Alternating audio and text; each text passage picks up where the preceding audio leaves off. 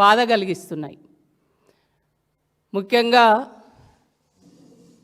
తెలంగాణ రాష్ట్రంలో ఇప్పుడు BRS party కష్టకాలంలో ఉన్నప్పుడు బీఆర్ఎస్ పార్టీని వదిలి బీఆర్ఎస్ పార్టీ పేదల పక్షాన, అది లగిచెర్ల సంఘటన కావచ్చు, ఇక్కడ పేదోళ్ళ ఇల్లు కూల్చినటువంటి సమయంలో పేదోళ్ళ పక్షాన ఉండడం, రైతుల పక్షాన ఎక్కడ చూసినా పేదోళ్ళ పక్షాన నిలబడి కొట్లాడి ఉద్యమిస్తున్నటువంటి బీఆర్ఎస్ పార్టీ పైన ఆరోపణలు చేయడము విడ్డూరంగా అనిపిస్తుంది. అదే కాకుండా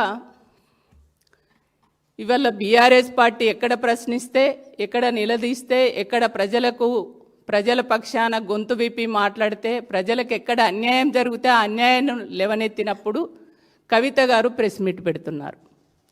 మొన్నటికి మొన్న మీరు చూశారు, సింగరేణి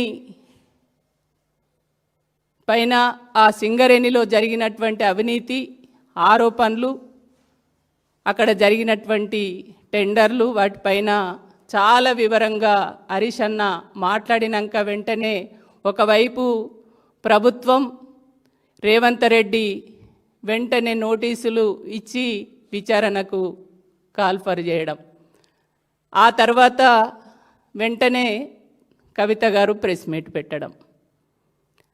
అంటే కవిత గారికి లగిచెర్ల సంఘటన గుర్తొస్తలేదు, ఇక్కడ రేవంత్ రెడ్డి హైదరాబాదులో పేదోళ్ళ ఇండ్లు కూల్చినప్పుడు అప్పుడు మరి నోరు విప్పట్లేదు.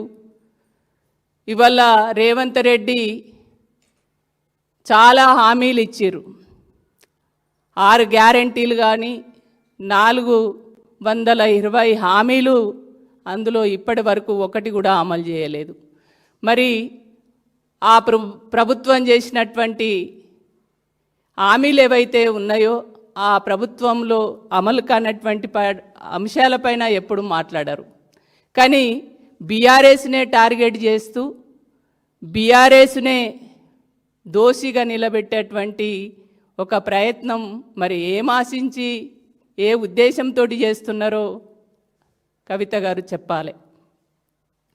ఇవాళ తెలంగాణలో ఉన్నటువంటి ఆడబిడ్డలందరూ 4.5 కోట్ల ప్రజలు కేసీఆర్ గారిని బాపుగా సంబోధిస్తున్నారు.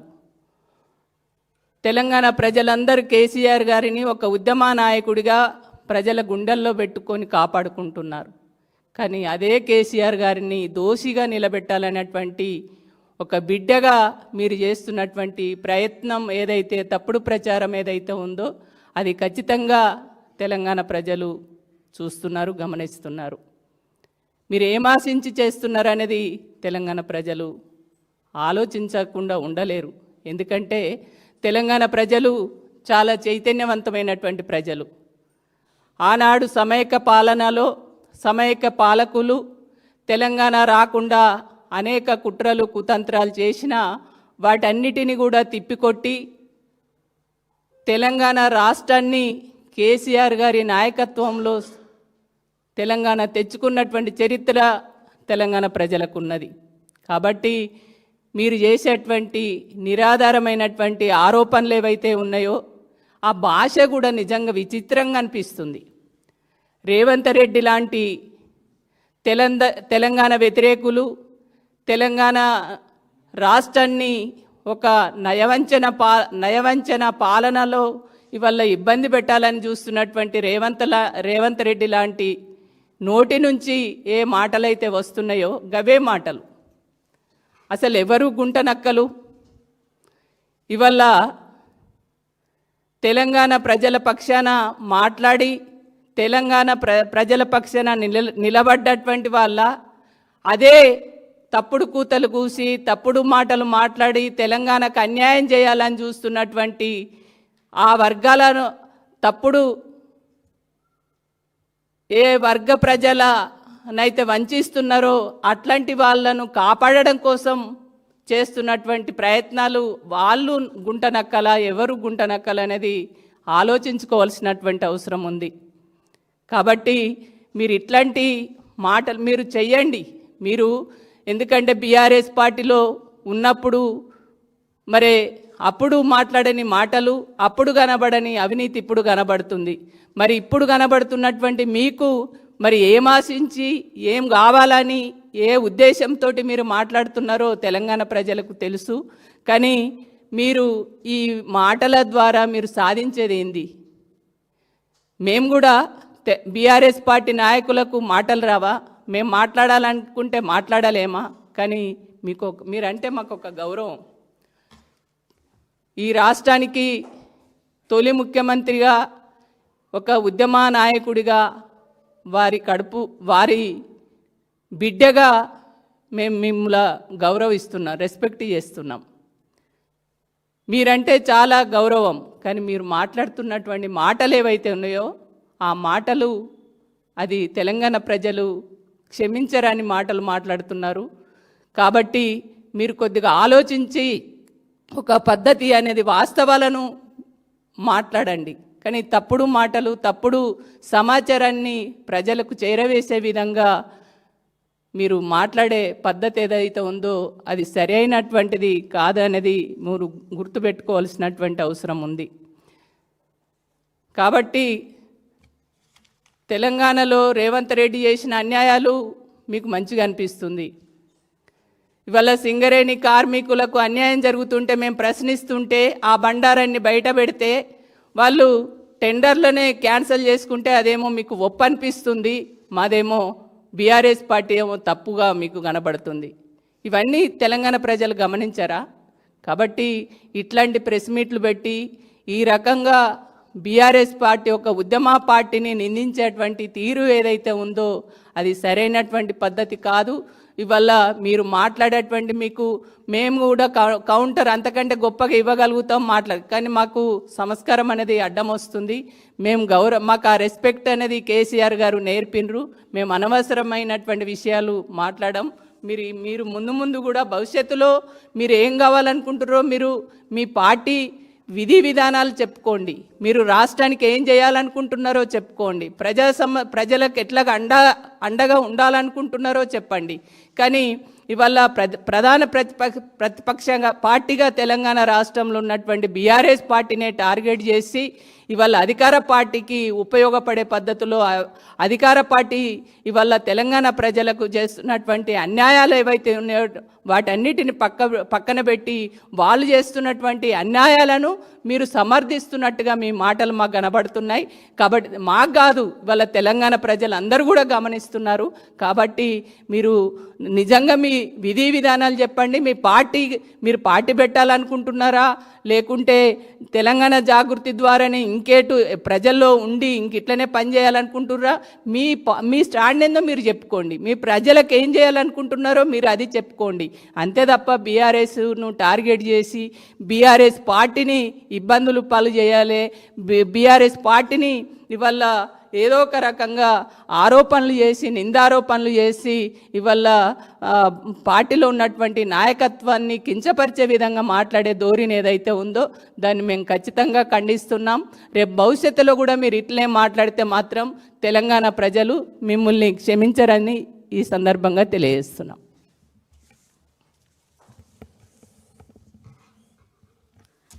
జై తెలంగాణ ప్రెస్ మిత్రులకు నమస్కారాలు.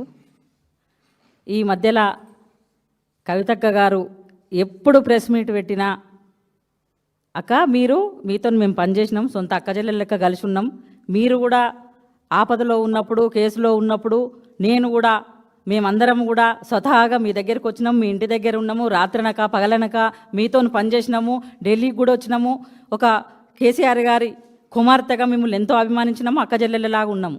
కానీ ఈరోజు ఎప్పుడైతే ఈ 4 కోట్ల మంది ప్రజలు ఇప్పుడు కేసీఆర్ గారే ముఖ్యమంత్రి కావాలి, మళ్ళీ బీఆర్ఎస్ ప్రభుత్వమే మాకు రావాలి అని కోరుకున్న టైంలో మీరు ఏదైతే ప్రతిపక్షం ఇప్పుడు ప్రభుత్వంలో ఉన్నది కాంగ్రెస్ ప్రభుత్వం బీఆర్ఎస్ ప్రభుత్వం కాదు, కానీ మీరు ఏదో బీఆర్ఎస్ ప్రభుత్వం ఉన్నట్టు బీఆర్ఎస్ నాయకుల మీద, ఉద్యమం చేసిన నాయకుల మీద, పోరాటాలు చేసిన నాయకుల మీద మీరు వ్యక్తిగతంగా ఏదో కక్ష పెట్టుకొని కక్షపూరితమైన వ్యాఖ్యలు చేయడము, మేము అనరాని మాటలు అనడము, మీ మనుషులు కూడా అనరాని మాటలు అనడు, ఒక సోషల్ మీడియాలో కూడా దాన్ని స్ప్రెడ్ చేసుడు, ఎన్నో 14 సంవత్సరాలు పోరాటం చేసి అక్క మీరు కూడా పోరాటంలో ఉన్నారు, మీరు కూడా చేసినారు, మేము కాదంటలేము, ఒక పెద్ద అయిన కుమార్తెగా మేము కూడా అభిమానించినాం. కానీ ఇప్పుడు ఏదైతే మీరు ప్రభుత్వం చేసే గ్యారంటీలను హామీలను అడగకుండా ఇంకోటి మీరు పార్టీ పెడతా అంటున్నారు, పెట్టండి, మీ పార్టీ ఏం చేస్తుంది, మీ విధి విధానాలు ఏంటి, మీ ప్రజలకు ఏం చేస్తా అనుకుంటున్నారో కాంటెక్క అందరికీ హక్కు ఉన్నది.